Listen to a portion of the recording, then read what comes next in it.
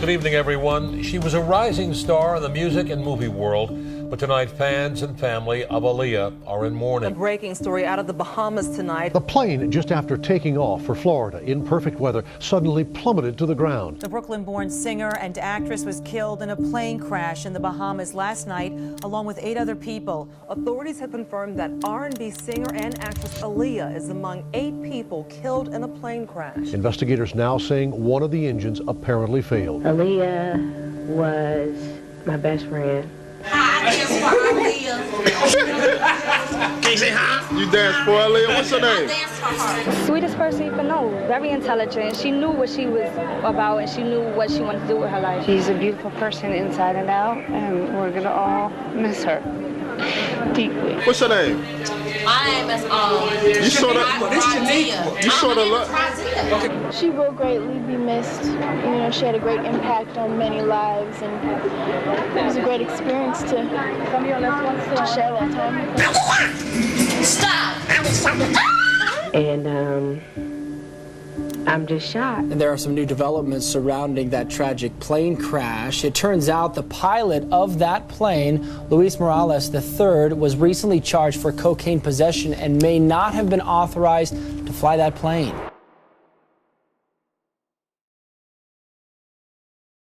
August 25th, 2001.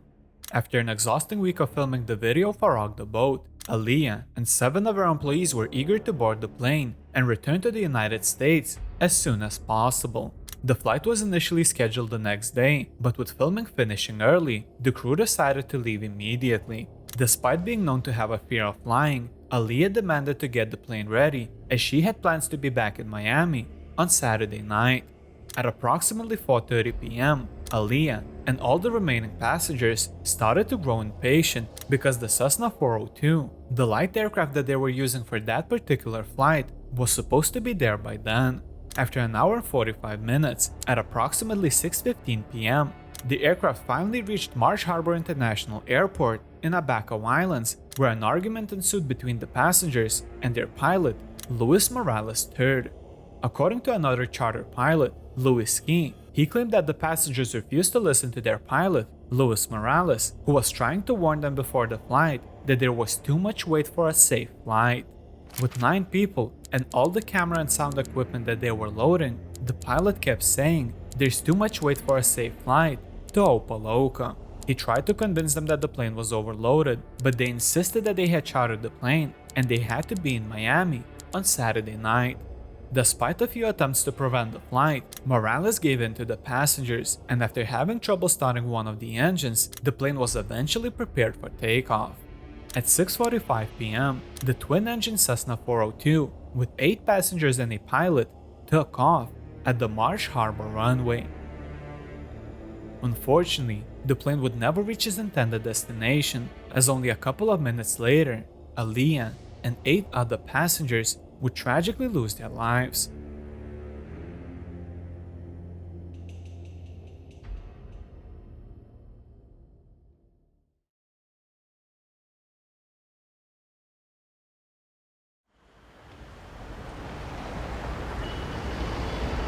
January 16, 1979, Brooklyn, New York. A girl by the name of Aaliyah Dana Haughton entered the world as the younger child of Diane and Michael Miguel Haughton. After spending her first few years in Brooklyn, the young family moved to Detroit, Michigan when Aaliyah was 5 years old. There, she was raised along with her older brother Rashad by their stay-at-home mother and a father who worked in the warehouse business. Despite having normal jobs, Aaliyah's family was closely linked to music, with her mother being a vocalist and her uncle, Barry Henderson, an entertainment lawyer. Growing up, Aaliyah had a strong bond with her mother and was always trying to emulate her singing around the house. She was the first one to take notice of Aaliyah's talent and immediately enroll her in voice practice lessons. While still being a preschooler, Aaliyah was already dipping her toes in the entertainment, performing at weddings, church choir, and charity events around the city. Eventually, she started attending a Catholic church called Guest Elementary, where she was cast in the stage play Annie in the 1st grade. She loved it so much that it is said that the play was a pivotal point in her childhood, solidifying her dream of becoming an entertainer. Her uncle Barry was also slowly starting to see her potential and soon got her to work with his then wife, Gladys Knight, also known as the Empress of Soul. She started traveling with Knight and worked with an agent in New York City, auditioning for commercials and various television programs, including Family Matters. Unfortunately, these early auditions were marked with numerous rejections, and after failing to land a role on the show, she continued her acting to the guest suppliers. Despite the setbacks, young Aaliyah didn't give up, and in 1989, at the age of 10, she appeared on Star Search, a show that helped to launch the careers of Destiny's Child, Britney Spears, and Justin Timberlake, where she performed My Funny Valentine. With a big voice and an even bigger dream. From Detroit, Michigan, welcome 10-year-old Aaliyah Haughton.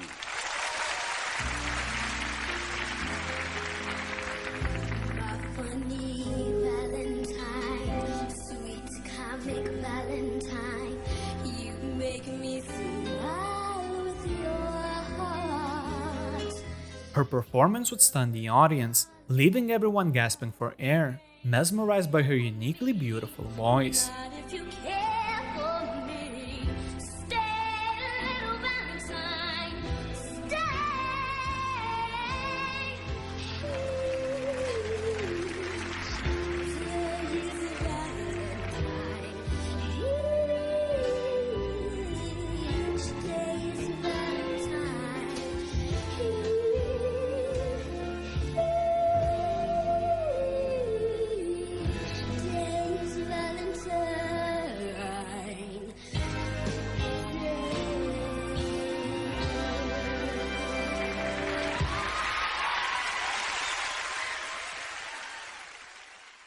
Unfortunately, when it came down to the judges, Aaliyah ended up losing the competition.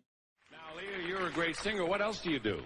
Well, of course, I love to sing, and I love to dance and act, and I love swimming. Swimming?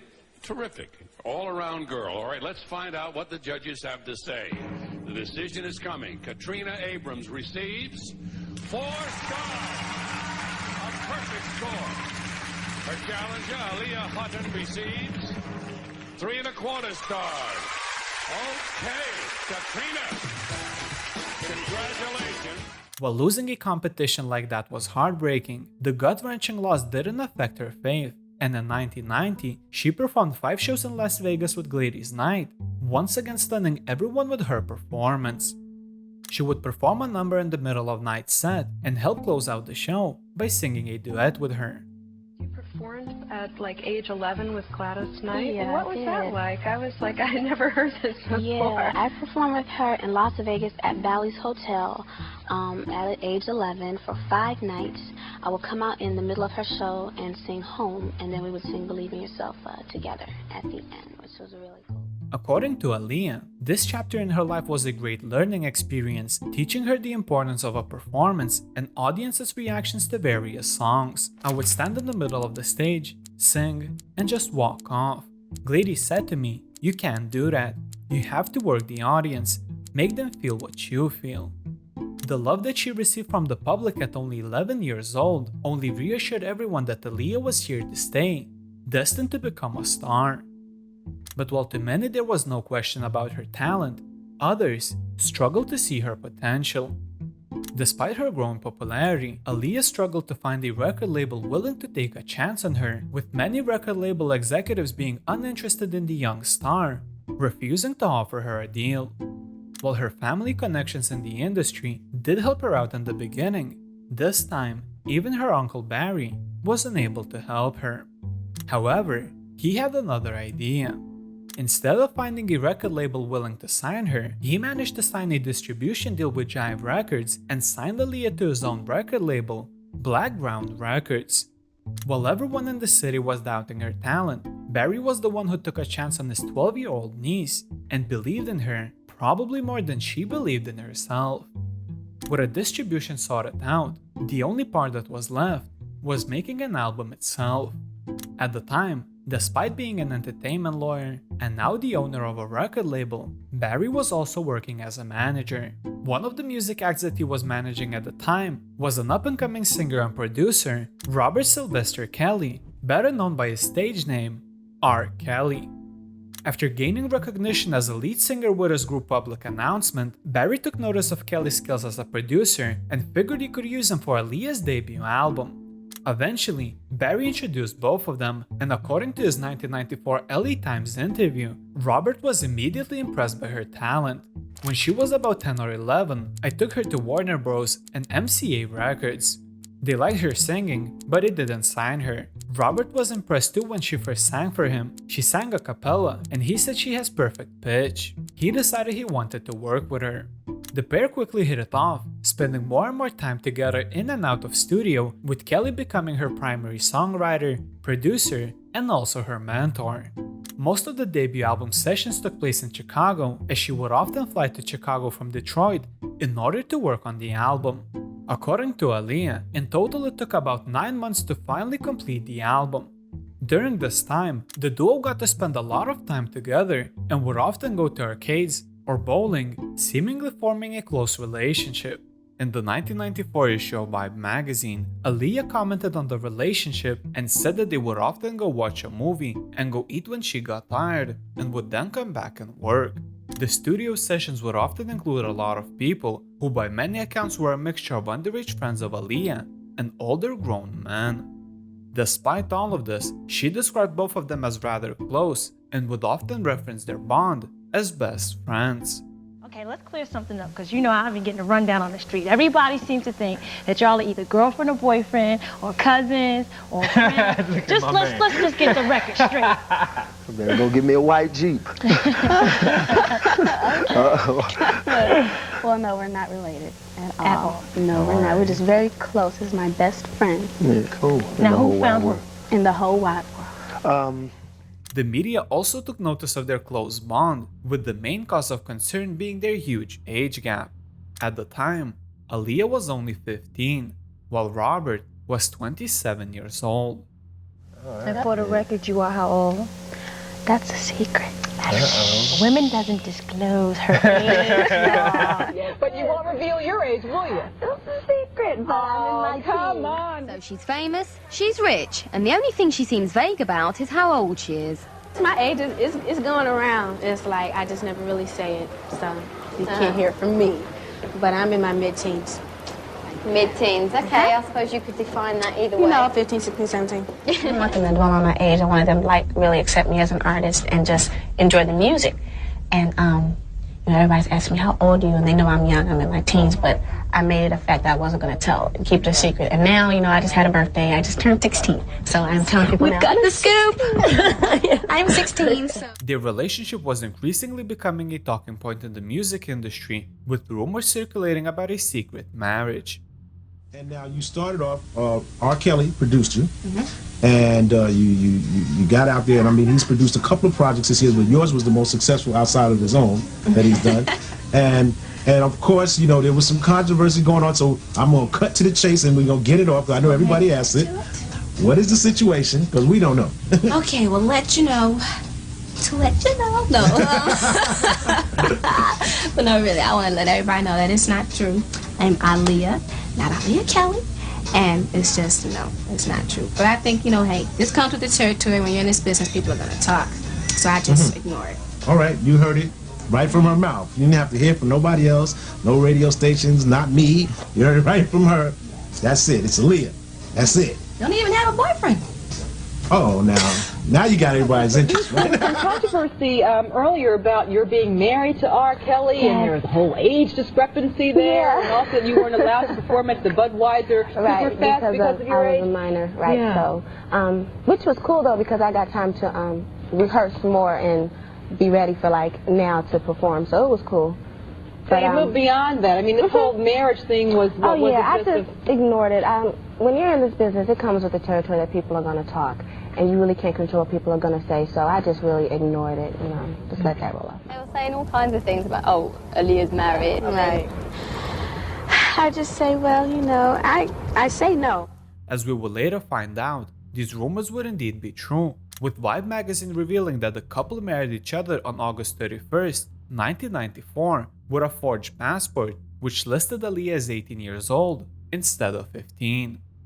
Love man hip-hop star R. Kelly did indeed marry his protege, the 15-year-old singer Aaliyah Haughton. Kelly stated his age as 27, 2 years older than he previously claimed to be, and Aaliyah produced 2 pieces of ID that appeared to show her to be 18. But Aaliyah's publicists continue to insist that she's 15. The Budweiser company dropped her from its Superfest tour because it felt she was too young to be on the road, and most convincingly, the Detroit High School of the Performing Arts acknowledged that Aaliyah is in fact a 10th grade student there. Moreover, the marriage was seemingly not just any spontaneous decision, but rather a more complex situation, because according to Demetrius Smith Sr., Kelly's former tour manager, Kelly married Aaliyah after she had told him that she was pregnant. At the time, both of them were avoiding answering questions about their relationship and would often call it nothing but speculation. Nevertheless, looking back after more than 20 years, knowing all the truth, the interviews are nothing short of disturbing. He's really silly, and when I got tired, we go to the movies, we go eat or whatever, and it was a lot of fun working with him. He was a really cool guy. What was so special about her that you actually hooked up with her to actually, get that whole thing happening? Well, I don't want to come off like she's big-headed, but all you have to do is take a look at her, and she's glowing. And that's what you have to have for someone like me to really want to break down and work with you or produce you or to be able to produce. Because if you're not glowing in some kind of way, I can't even touch you. And that's what Leah is doing. That's what she was doing when I first met her. She was glowing. She had that thing, that vibe. How is he to work with? Rob is great to work with because really it's not like we work because we're like really close. So it's like just fun, really. We just hang out, sing. I don't ever remember working. Yeah, it's just like fun. That song can relate to a lot of people. Like if you fall in love with someone older, or if an older person falls in love with someone younger, it's really everyone can relate to it, not just one group of people. And of course, because we knew when I came out that age would be, the big thing, an issue. Despite the ongoing media investigation, on April 8, 1994, Aaliyah released her first single of the upcoming album called Back and Forth, accompanied by a music video. The song gave a little glimpse into what was coming for the album and was received with widespread critical acclaim, peaking at number 56 on the US Billboard 200. While the album was initially scheduled to be released on June 14, 1994, this instant success of the single prompted the label to release the album 3 weeks earlier, and on May 24, 1994, the world got to listen to Aaliyah's debut album, titled Age Ain't Nothing But a Number. The album was a great commercial success, selling over 38,000 copies in the first week, debuting at number 4 on the Billboard 200, and eventually going platinum. Critics and the public praised the album, highlighting how the perfect blend of Aaliyah's silky vocals and Kelly's new jack swing helped define R&B in the 1990s. Christopher John Farley of Times Magazine called the album a beautifully restrained work, noting that Aaliyah's girlish breathy vocals rode calmly on R. Kelly's rough beats. Her voice continued to capture many hearts, with praise for her vocal abilities, comparing her to the likes of En Vogue and Janet Jackson. However, the album didn't come without its criticism. Stephen Thomas Erlewine of AllMusic stated that while the album had its share of filler, he described the singles as slightly seductive.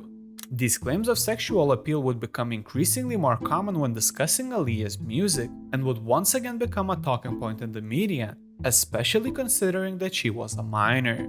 The album's name also didn't work in her favor, and in conjunction with speculations about her relationship with Kelly, it only added more strangeness to the mystery. Where did the title of the album come from? She's running around the studio one day with her friends, talking a lot of smack, talking about age ain't nothing but a number, girl. I was like, what you trying to say? So immediately I heard the song, and I called her back 15 minutes later, told her, check this out. So we cut the track right then and there. And for the record, you are how old? That's a secret. Women doesn't disclose her age. Keeping it under wraps. That's right. Despite all of this, Aaliyah would finally achieve her hard-earned breakthrough. All her childhood rejections, long nights of practice, and countless auditions had finally paid off, as her future seemed brighter than ever. The success of her debut established her as a national superstar, as she was more than ready to continue dominating the charts, and apart from appearing in multiple interviews, commercials, and talk shows, she immediately started to work on her next album. In the meantime, she would release a series of singles, which also included a song called The Thing I Like, that was later used as a soundtrack for the film, A Low Down Dirty Shame. This would become her first of many collaborations with the film industry, as she shared a lot of passion for films and acting. Aaliyah, I know you like movies. That's what you do in your spare time? Yep, watch the movies. My favorite horror flicks like Silence of the Lambs. It's my favorite, right. all-time favorite. I like comedies too. Do you have any aspirations on? Do you have any aspirations on becoming an actress, or maybe moving into film down the road? Yeah, I would like to. The school I go to, of course, we deal in drama, dancing, everything. So I would like to do a little acting on the side. Apart from working on music, she also continued to go to Detroit High School of Fine and Performing Arts, and despite having a platinum album on the charts, she often stressed the importance of school and education. I know you're a straight-A student. How do you mix with, studies and / artists? Well, it was very hard to intertwine school with the career, but I do feel that education is number one. Cool. So I work hard at that, and I go to performing arts school, so they're very helpful. They've been very cooperative with me. DSA, everybody know in Detroit. And my parents work with me, so they help me keep my grades up. In 1996, 2 years after her debut album, Aaliyah parted ways with R. Kelly, and shortly afterward, Blackground Records came to an agreement with Jive to terminate their contract in the same year. While it's hard to say the nature of their split, whether it was the pressure from the media or her own independent choice, despite never talking about their relationship publicly, she made a couple of remarks throughout the years to the people closest to her, describing Kelly as a very bad man. In fact, a year later, in May of 1997, she would even seek to have all the records of marriage expunged, claiming that she was not old enough under the state law to get married without her parents' consent, admitting in court that she had lied about her age. I was wondering if your decision was also based on any of the personal side of things, obviously. Honestly, there were negative things that were said in the past, and that was one reason why I did feel it was best for me to move on. That was a rough period for me and my family, very tumultuous time, and but I'm a very strong person. I think it says a lot about me that I'm here today and I answer the questions. So, like I said, it was hard for us to get through, but we did it. And thanks to the Lord and a lot of my fans who I'd love to thank for supporting me. And that's why, I said, it's best for me to go ahead and move on. Once again without a record deal, Blackground Records searched everywhere for a good partnership and eventually signed a lucrative distribution deal with Atlantic Records. However, despite having a platinum album, securing producers for her next project wasn't as easy as expected. In a 2014 interview, Aaliyah's cousin Jomo Hankerson stated that she got villainized for her relationship with Kelly, and the scandal over marriage made it difficult to find producers for her second studio album. We were coming off a multi-platinum debut album, and except for a couple of relationships with Jermaine Dupri and Puffy, it was hard for us to get producers on the album. She also commented on the situation at the time by saying, "I faced the adversity, I could have broken down, I could have gone and hid in the closet and said I'm not going to do this anymore. But I love singing and I wasn't going to let that mess stop me. I got a lot of support from my fans and that inspired me to put that behind me, be a stronger person and put my all into making one in a million." After a lot of ups and downs, Aaliyah with her team finally found two producers who she believed could help her achieve what she wanted. The duo was working as a songwriting/production team, working with various groups and solo artists, helping them to achieve their creative vision. The duo went by the names of Missy Misdemeanor Elliott and Timothy Timbaland Mosley. At the time, both of them were just up-and-coming acts looking for their final breakthrough into the industry when an opportunity to work with a platinum singer Aaliyah came knocking on their doorstep. During one of the interviews, Elliott recalled Timbaland and herself being nervous to work with Aaliyah since she had a successful debut album out, fearing that she would be a diva. However, she reflected that Aaliyah came in and was so warming, she made us immediately feel like family. The instant connection among them were greatly in their favor while working on the project, becoming evident to everyone once the album hit the shelves. On August 13, 1996, Then 17-year-old Aaliyah, after much anticipation, released her second studio album called 1 in a Million. Aaliyah, did you approach 1 in a Million with a different attitude or a different state of mind than your first album? I guess you could say I did. I learned a lot while I was on tour, taking risks, doing different things with my voice. I'm 17 now, so I've grown in a lot of ways, artistically and vocally. And before I went into the studio to do this album, I knew I wanted to showcase that, really show my colors on this album. So I was very confident in my convictions and what I wanted this time around. The project was yet another success, fully solidifying her status in the music industry and earning the title of one of the most influential R&B albums of the 1990s. It debuted at number 20 on the Billboard 200, selling more than 40,000 copies in the first week and eventually going 2 times platinum. The album was praised for Aaliyah's progress vocal performance from her last album, as well as its innovative production, elevating the careers of Timbaland and Elliott. The project produced 6 singles, like 1 in a Million, 4-Page Letter, and If Your Girl Only Knew, with the one I Gave My Heart to becoming the album's highest-peaking single at number 9 on the US Billboard Hot 100. The album's impact and success, selling 3 million copies in the United States alone, forever solidified young Aaliyah as the princess of R&B. Following her release, in 1997, Aaliyah finally graduated from Detroit High School of Fine and Performing Arts, majoring in drama and leaving the institution with 4.0 GPA. This is interesting. You are a straight A student. Yes, and I'm proud of it. I just got my 4.0 on my last report. Congratulations! Thank you, and I'm gonna maintain it. Now, what are you going to do with your life? Is music still going to be a big part of it, or do you want to move on to college and aspire to something else, or what? I do want to go to college. I want to major in music history and like minors in engineering because I have an engineering class at my school that I enjoy. So I decided to do some of that like in college. But I do want to stay in this business as long as possible because I love it. I think you were destined to be in this business, huh? Thank you. While it would take another 5 years for Aaliyah to release her next project, the success of her second studio album kept her busy, as she not only became a superstar, but also had the opportunity to pursue her other passion, which was acting. We're going to talk about like your acting career. Like a lot of hip-hop, artists are acting now. Why do you think hip-hop artists are so successful in acting? Well, it takes a bit of acting, to do a video, to get on stage and perform. You kind of become another person in a sense, just doing that. So I think it's kind of easy for people to make that transition into film when they're already comfortable in a video and on stage. Yeah. So you have a lot of people that are multi-talented and showing it. She made her debut in acting by playing herself in the police drama television series called New York Undercover, appearing in an episode called Fade Out. Following her debut, a little more than a year later, in 1999, Aaliyah landed her first big screen acting role in a movie called Romeo Must Die.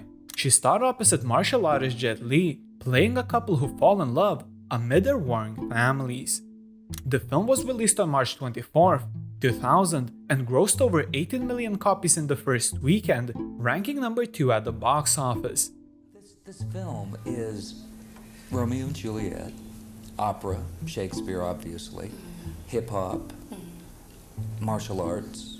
It's even got football in it. It sure does. I mean, it's such a combination of stuff. Don't you think that people out there are just going to have a hard time staying in their seats?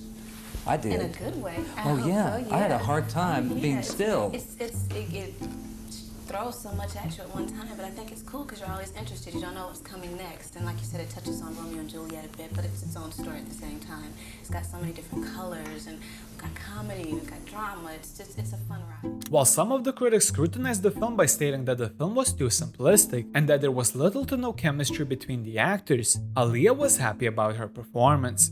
To make it easy on myself, I said I'm going to go to the premiere and stay away from the reviews. But I did hear that the people were able to get into me, which is what I wanted. The box office success of the Romeo Must Die landed her a role in her second studio film called Queen of the Damned, where she played the role of an ancient vampire, which she described as a manipulative, crazy sexual being. I am Akasha, the Queen of the Damned. I think everyone has a bit of a fascination with the dark side, and it's fun to go to the movies and escape and really get deep into the whole fantastical characters. And I myself have always loved the dark side as well. So I think it's something that everyone secretly longs for and wants. While working on both of the films, she continued to release multiple singles, became a spokesperson for Tommy Hilfiger, performed a Christmas Carol at the annual Christmas in Washington television special, became the youngest person to perform at the Academy Awards ceremony, and earned her first Grammy Award nomination. Apart from acting, she also served as an executive producer of the Queen of the Damned soundtrack, making a total of 4 songs. One of the soundtracks, called Try Again, was released as a single, which topped the Billboard Hot 100 chart, with the music video getting nominated for a Grammy for the Best Female R&B Vocalist and securing an award for the Best Female Video and Best Video from Film at the 2000's MTV Video Music Awards. The award goes to Aaliyah, Try Again. Wow. Yo, this is a shock. This is a big shock. I just started filming Anne Rice's Queen of the Damned in Australia, and my brother and I flew 22 hours to be here just in appreciation of the nomination. So thank you so much. Thanks to MTV and to the fans for your love and support. Thanks to Barry Hankerson, Jomo Hankerson and Blackground Records, Virgin Records. Joel Silver and Silver Pictures, Lorenzo de Bonaventura, Warner Brothers. Jimmy, Michael, Courtney and CAA. David Brokaw, the Brokaw Company. Wayne Isham for a great video. Timbaland and Static for an amazing song. Fatima for great choreography. My brother Rashad, I love you. You're my everything. And thanks to God for his blessings. And I dedicate this award to my grandfather and to the memory of my grandmother. Peace. Thank you. To say that Aaliyah was at the top of the game would probably be an understatement, as she was appearing everywhere and becoming more and more of a household name with each day. But despite being in the spotlight, people were starting to demand her third studio album. The filming of both Romeo Must Die and Queen of the Damned delayed the release of her next album. Aaliyah herself had not intended for the album to have such a gap between them. I wanted to take a break after One in a Million to just relax, think about how I want to approach the next album. Then, when I was ready to start back up, Romeo happened, and so I had to take another break and do that film and then do the soundtrack, then promote it. The break turned into a longer break than I anticipated. Despite the hectic schedule, she began recording the album around March 2000, in between the shoots of The Queen of the Damned. Initially, according to her publicist at the time, the album was set to be released around October of 2000, but was later postponed to sometime in July of 2001. Aaliyah finished recording the album around March, just 2 months after landing a role in yet another box office success, the sequel to The Matrix. On July 17, 2001, 5 years after One in a Million, Aaliyah released her third, and unfortunately last, self-titled studio album, Aaliyah. The release only once again reassured everyone of her mainstream success, as the album debuted at number 2 on the Billboard 200, selling more than 180,000 copies in the first week, 4 times more than One in a Million, with multiple tracks charting on the Billboard Hot 100. The album was met with positive reviews, and the track We Need a Resolution was released as a lead single for the album. While it managed to gain a lot of praise from the music critics, once again complimenting her vocals, production, and lyrical content, the single only peaked at number 59 on the Billboard Hot 100, and despite the music video, failed to achieve significant radio airplay. In response, Blackground Records wanted to release a high-charting follow-up single in order to further increase album sales and was pushing for a Timbaland-produced track. Aaliyah, on the other hand, wanted her second single to be Rock the Boat and was at odds with the label. Looking back, this seems like a very strange coincidence that the same single that she felt so strongly about would unfortunately lead to such a horrific fate. Eventually, in early August 2001, she filmed a music video for the Timbaland-produced track called More Than a Woman in Los Angeles, California. Despite all of it, the label changed their mind at the last second and opted for Rock the Boat as the album's second single after the track began receiving airplay as an album cut. The song was released as a single on August 21st, 2001, and 2 days later, on August 23rd, Aaliyah and several crew members set out to the Bahamas to shoot a video for Rock the Boat embarking on a journey from which they would never return.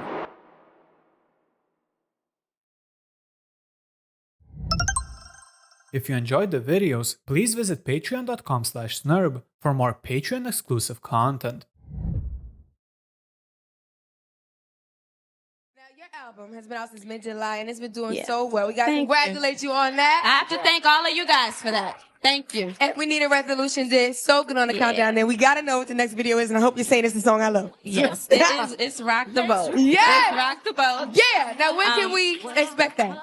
I shoot the video tomorrow, as a matter of fact. Okay. And that video should be out, and we're hoping like beginning of September. I can't wait. We're actually doing singles back to back. We're doing Rock the Boat first, then we're driving More Than a Woman. So we got them coming back to back. What a sexy song. Yeah. That's a beautiful song. Rock the Boat about? It's a sexy We're gonna song. talk backstage. It's a very sensual song, you know, about being with somebody you love and how it just takes you to another place and like a natural high. You know, Fellas want to know. Y'all want to know, right? Oh, believe me, they know. When they hear it, they know. Right. A day before departure, on August 22nd, 2001, Hype Williams, assigned director for the video shoot, met Aaliyah in Miami, Florida, and together they started getting some of the first shots for the music video, including filming dance routines backed by a green screen and underwater shots. However, despite being an assigned director, not everyone was happy with this choice. According to a 2021 interview with Aaliyah's uncle, Barry Hankerson, he stated that he did not want to use him for the video. There was a push from the management, which is Aaliyah's mom, to do a video with Hype. I did not want to work with Hype Williams. I regret that. If I could do it over again, I would not have worked with him. The following day, Aaliyah and employees of Virgin Records flew to the Bahamas on 2 flights using a Fairchild Metro airliner chartered to Sky Limo. It is said that a total of 60 people were working in the Bahamas on the production of Rock the Boat. Unfortunately, this list didn't include the people closest to her, who had always been with her on every video shoot. It seems you have a great support system, and your dad travels with you and your brother. My family's with me most of the time. No, my mom travels with me a lot, and my dad and my brother. So having them around helped me a lot, and having my She uncle. was just telling me that her brother was in that video as well. He's in all the videos. He is? Yes, he is. Isn't it? Are you very close to your family? Yes, very, very close. So, you know, my brother's like my best friend, so he's like in all the videos. She was known to have usually been accompanied by members of her family, including her brother Rashad, her father, or her mother. Coincidentally, none of them could have been there with her at the time, with Rashad later commenting, "It really boggles everyone that from day one, every single video she ever shot, there's always been myself, or my mother, or my father there. The circumstances surrounding this last video were really strange, because my mother had eye surgery and couldn't fly. That really bothered her because she always traveled. My dad had to take care of my mom at the time, and I went to Australia to visit some friends." Upon her arrival to the Bahamas, Aaliyah and the team began the filming very early.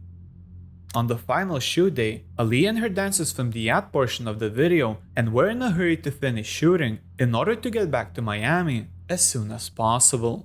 Fatima Robinson, Aaliyah's choreographer, would also manage to take a picture of her taking a nap, exhausted from a long shoot.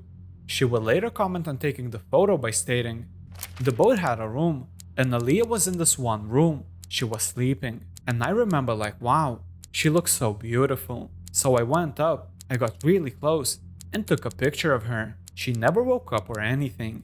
The picture is so beautiful of her, just laying there, sleeping." Unfortunately, this would become known as the last picture of Aaliyah because less than 24 hours later, she and 8 other passengers would suffer a terrible fate, forever leaving a heart-wrenching mark on the music scene. At the time, it is said that Aaliyah was increasingly growing tired of her hectic schedule, working countless of hours in anticipation of the album release, recording music, acting in films, and just wanted to get a little bit time off with her at the time rumored boyfriend, Dame Dash. Together they planned to go on a little vacation just after she was done shooting the video, meeting each other in Miami, Florida. Despite her inner feelings, Aaliyah didn't show any of her frustration to the outside world, and being the professional that she was, continued to spread joy and happiness throughout the video shoot. The behind-the-scenes footage of Rock the Boat featured a lot of scenes of her and the rest of the production team having fun in the Bahamas, and in typical Aaliyah fashion, she cannot be seen without a smile on her face. Underneath the little skirt, yellow, with the yellow top. I'm eating it. Oh, and mind you, it matches my scooter. So I'm gonna be hitting it on my yellow scooter, like, yeah. Okay, from the shot all the way. Woo! Okay. Okay.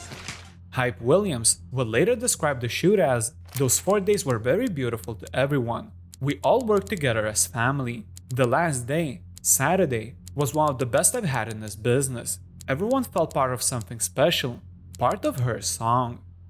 On August 25th, 2001, Aaliyah finished her part in the video and decided to leave early, leaving part of the crew mid-production.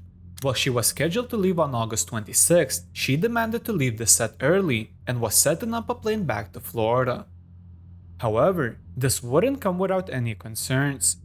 According to multiple sources, Aaliyah didn't like the plane that she was going to board, expressing her growing intuition of something being bad via text message. She used the same plane midway through the shoot when she was told that she could leave and was later called back to get additional footage.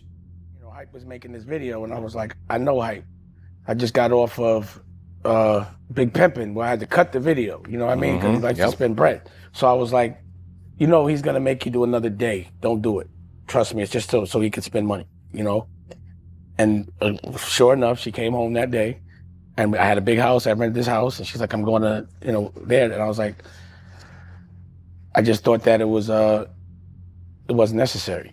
You know, I knew that that was going to happen. And then when she actually saw the plane, she, you know, we had the Blackberries and she said, I don't like this plane. And I was like, well, don't get on it.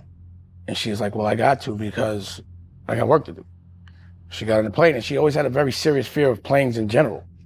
So she had to overcome a fear to get on that plane on the way there. In fact, her growing frustration somehow reached Lenny Kravitz, who offered her his plane in order to make it home. It is alleged that Lenny's plane did reach the Bahamas, but was instead used by Hype Williams, leaving Aaliyah and her team with the plane that caused her a lot of worries, the Cessna 402. But what I was really more tight about was that I had heard that Lenny Kravitz had offered her a jet and that Hype had took the jet. So that's what really pissed me off about the situation when I heard about that. So you could ask Hype about that. That's what I said. Have you ever talked to Hype about it? Yeah. And how did that conversation go? Ask him. But I also am asking you. Yeah, but ask him. I feel like you had some things to say to him.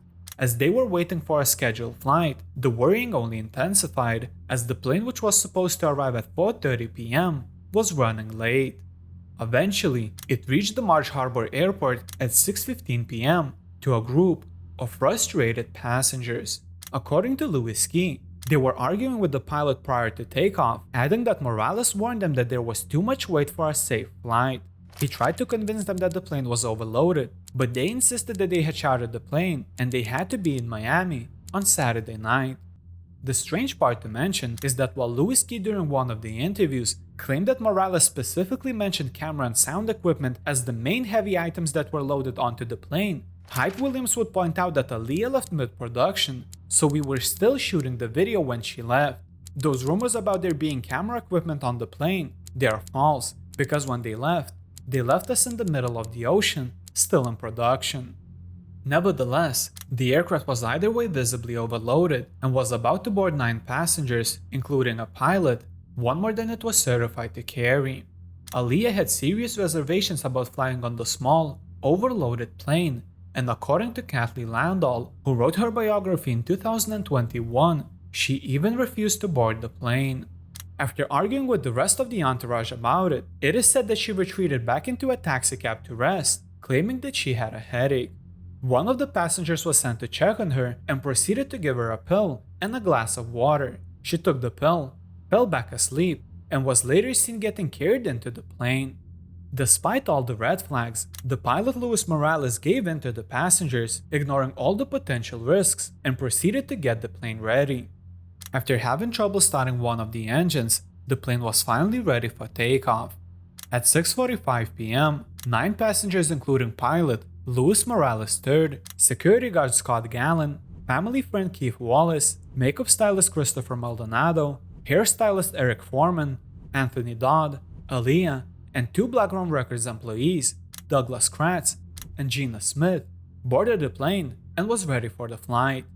Only a couple of minutes later, the plane took off the runway, reaching the altitude of less than 100 feet off the ground before starting to sway back and forth, drastically turning to the left side and nosediving into the ground. Aaliyah and 8 others were killed when their plane went down. The plane, just after taking off for Florida in perfect weather, suddenly plummeted to the ground. Investigators now saying one of the engines apparently Her failed. life, her dreams were taken away. On board the doomed Cessna, Aaliyah and 8 others, including a representative for Virgin Records and a makeup artist. Investigators say one of the engines apparently failed. They crashed just short of a runway on Abaco Island. Aaliyah and 7 of 8 others were killed instantly. Scott Gallen, Aaliyah's security guard, survived the crash but died shortly afterward, spending his last moments asking about Aaliyah's condition. Her family, and especially her brother, who shared a close bond and was always by her side, were devastated. We couldn't really understand why we weren't there.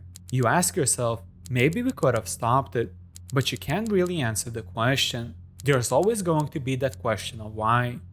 A day later, news reports started circulating the country, with crash investigators examining the theory that one of the aircraft's engines failed, which may have caused the pilot to lose control. Several people have said that they lost an engine on takeoff, but I guess the only people who know that for sure were on the plane, and they are all gone now.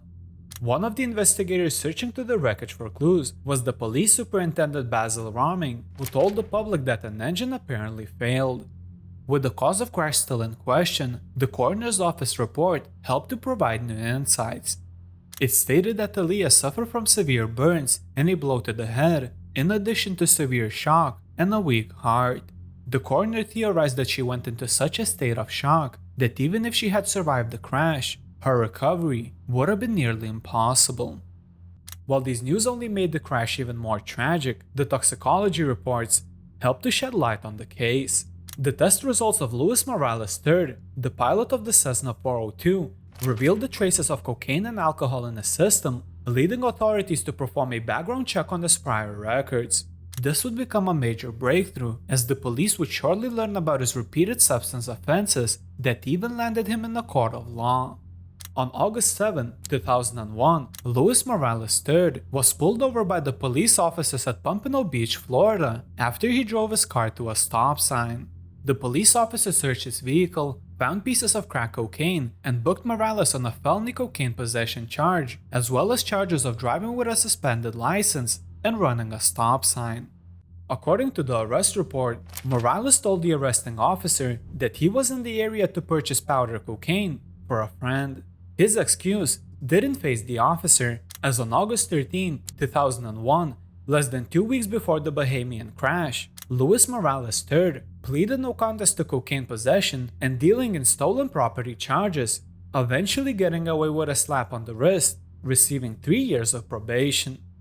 Moreover, while this was his first drug offense, the judge was quite lenient to cooperation and agreed not to put it on his record, provided he successfully completed 3 years of probation. The judge also agreed on a special condition, which stated that as long as Morales provided a constant stream of paycheck stubs to verify his employment, state probation officials were ordered not to contact his employers.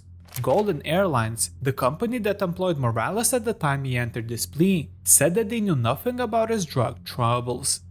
However, he did get fired from the company shortly afterward for failing to show up for work 2 days in a row.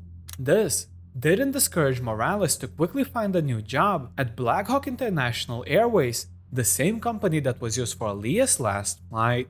According to the reports, Morales had been working for a company only 1 day when the twin-engine Cessna 402 he was piloting went down shortly after takeoff.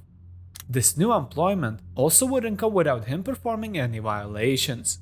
Despite only working there for 1 day, the documents confirming his time spent in the air were also becoming questionable.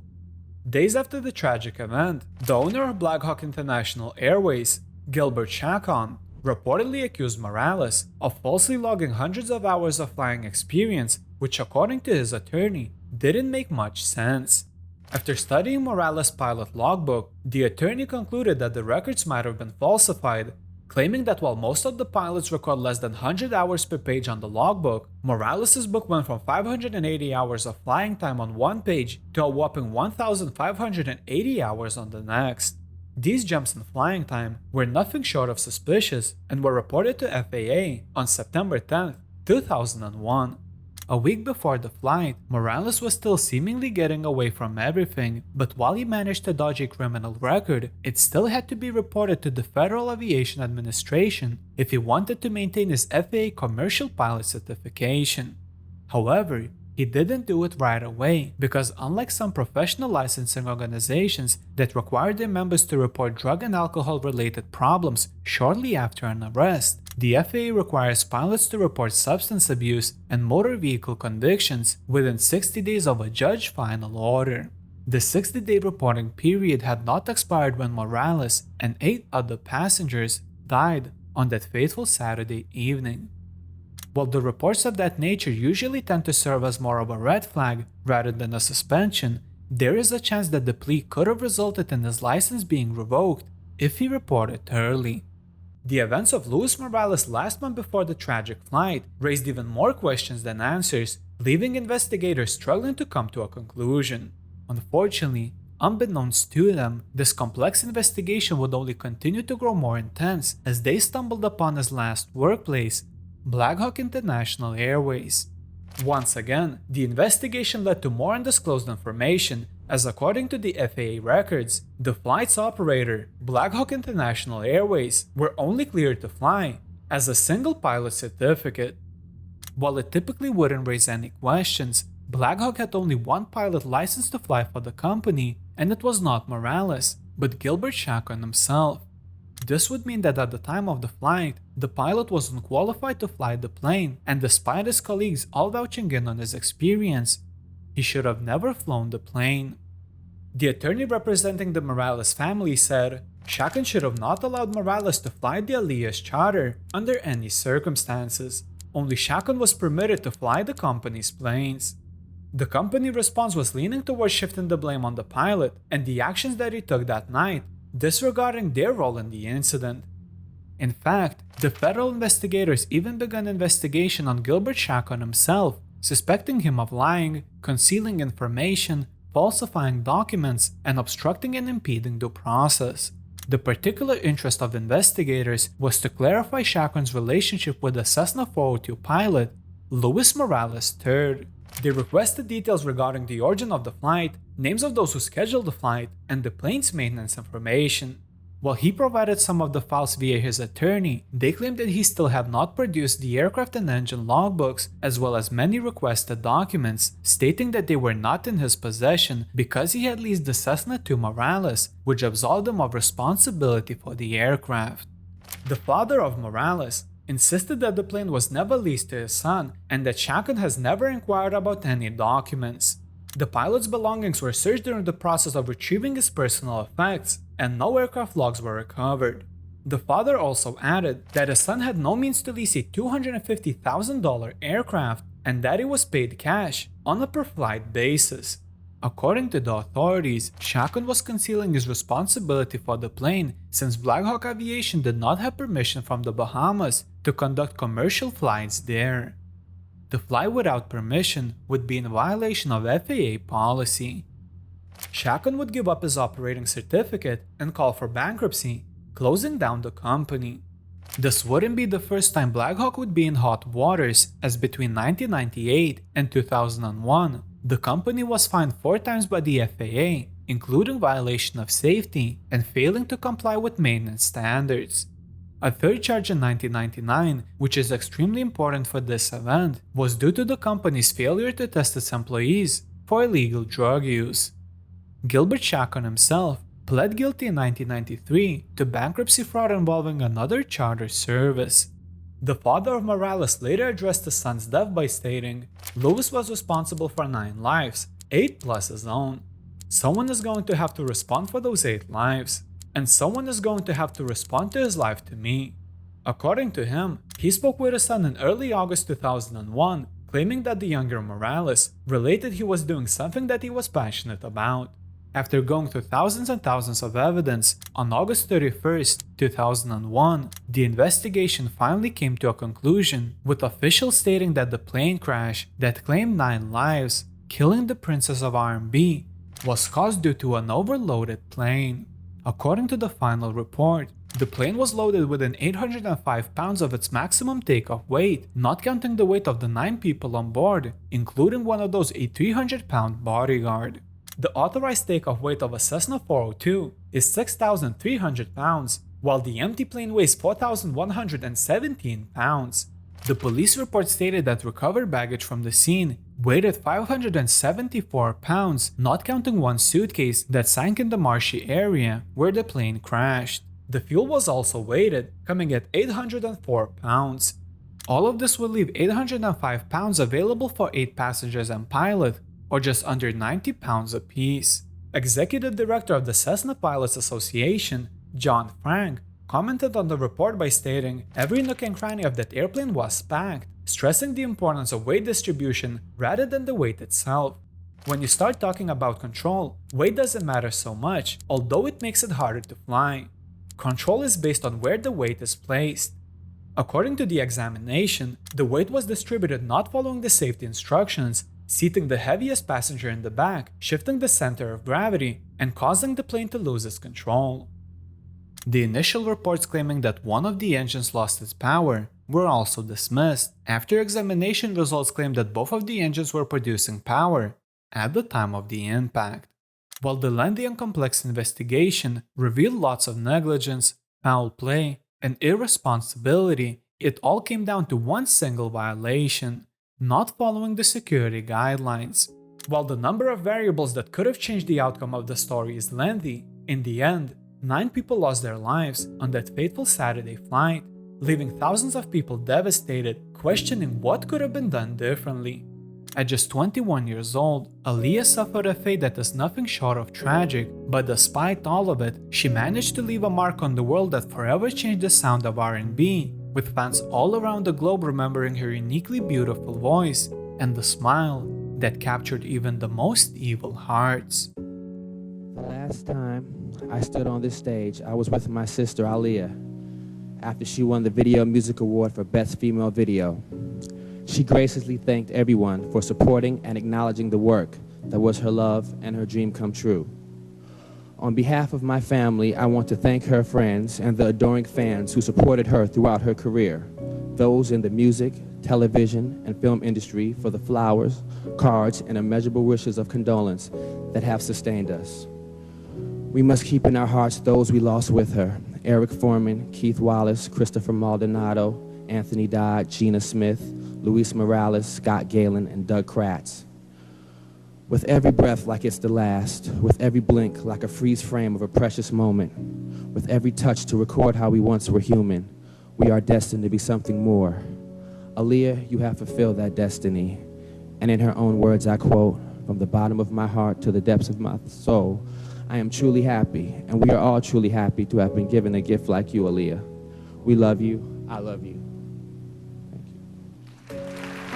Honestly say that everything is worth it. The hard work, the times when you're tired, the times when you're a bit sad, the good moments when you are on stage performing in front of thousands of people. In the end, it's all worth it because it really makes me happy.